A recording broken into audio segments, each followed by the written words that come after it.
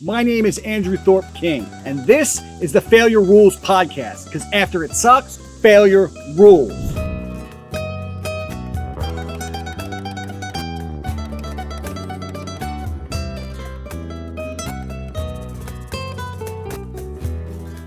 Winston Churchill said that smoking cigars is like falling in love. This has been my experience. When I first smoked a true fine cigar, coupled at the time with the proper cup of coffee, I fell in love with the fragrant, aromatic glory of the leaf. I instantly felt transported into a new dimension of pleasure by the combined flavor of the tobacco and its wrapper. While I now typically prefer a Maduro or Nicaraguan Habano wrapper, at the time, it was a Connecticut. Since that first real introduction, I've been puffing and rotating with a savoring curiosity ever since. Cigars enhance my life in many, many ways. It's with a cigar by my side that I do my best thinking. Cigars are the instigators for productive solitude. They are the steady companion for deep contemplation. Cigars are the co-regulators of organized thought, holding me steady to a flow with every keystroke as I labor through my unique economy of words when writing. They're not only the mitigators of the frustrations of driving, but a powerful accoutrement that propels every experience behind the wheel into a rolling, pleasurable party of one. They are the helpmate for my coffee, the buddy for my bourbon, and the agents of peace and clarity in many of my conversations. Their powers of conviviality have transcended the tribal barriers of politics, religion, and class. Their tangential pleasures and benefits make all the knots of the mind and frustrations of daily living tolerable. They are a smoky Morse code instrument that calls the muse forth and brings me more in step with the power of divinity. They are a facilitating conduit that help draw down eternity from mystery into the realm of conscious time. And in concert with the imposition of failure rule number 1, failure purifies, cigars have always been there as a key elixir to help me metabolize failure during moments of consequential reflection, decisioning, and planning. A cigar has always been right there with me in pivotal moments of resurrection out of failure's terror, aiding me in forward-enabling catalytic creativity, leading me with long, abiding ashes. Master blender for CAO cigars, Ricky Rodriguez, was purified by failure. It was his deep,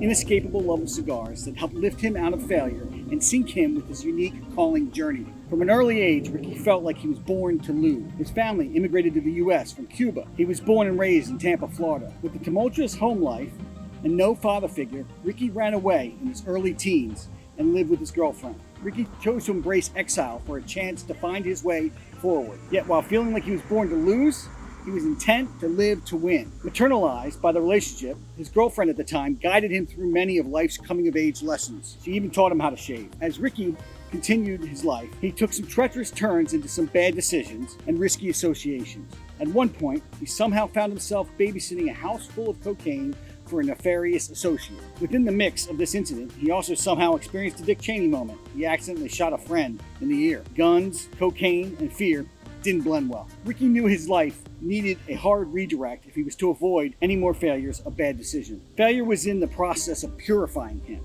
burning off impulses for bad decisions, but he still needed direction. He didn't quite know what the impetus would be to help him find a renewed path, but he had a feeling that tobacco had something to do with it. You see, cigars ran deep in Ricky's family. Ricky's grandparents were master rollers in Cuba before they left the island in 1954 to roll in factories in Florida. Yet the love of the leaf skipped a generation. Ricky's dad had never even smoked a cigar. But for Ricky, when he first lit, puffed, and rotated at age 20, he was hooked on the pleasurable magic of cigar smoking. After stumbling through a series of jobs and false start career paths, Ricky found his way. That way, of course, was cigars. Ricky took a job as a salesperson for General Cigars and rose to be their top performer for about 3.5 years. Ricky's reputation within the company was so strong that the owner at the time, Ed Coleman Sr., took notice of Ricky. Coleman heralded Ricky's passion for the products and asked Ricky to apprentice under their current master blender, Benji Menendez. Benji was in the evening of his career. General Cigars needed a succession plan. Ricky fit the bill. Ricky and Benji's connection was automatic. Ricky quickly immersed himself into learning both the mastery crafts of tobacco blending and the larger wisdom that Benji had to impart. The gap left in Ricky for never having a father figure suddenly began to be filled. Benji grew to not only be Ricky's mentor, but also the long yearned for father figure that he deeply needed. After a twisted journey of purifying failures, Meeting Benji came to symbolize the pivotal game-changing connector that solidified Ricky's folding into his calling journey. Flourishing on the exhaust of Benji's accumulated wisdom and experience, Ricky rose to be a distinct and influential master blender. His work has gone on to give thousands pleasure.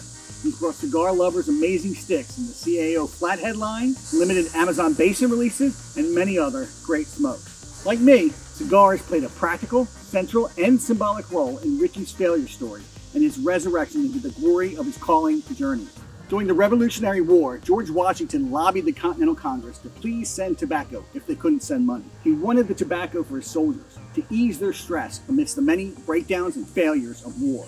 Churchill famously said that success consists of going from failure to failure without loss of enthusiasm. He largely abided by his own advice with the consistent companion of a fine cigar, puffing faithfully as he buggered on through each failure. As for me, I intend to keep buggering on in just the same way, like Churchill, like Ricky Rodriguez, and like Washington's soldiers. One puff at a time, forward, through and out of each failure with new strength and no loss of enthusiasm.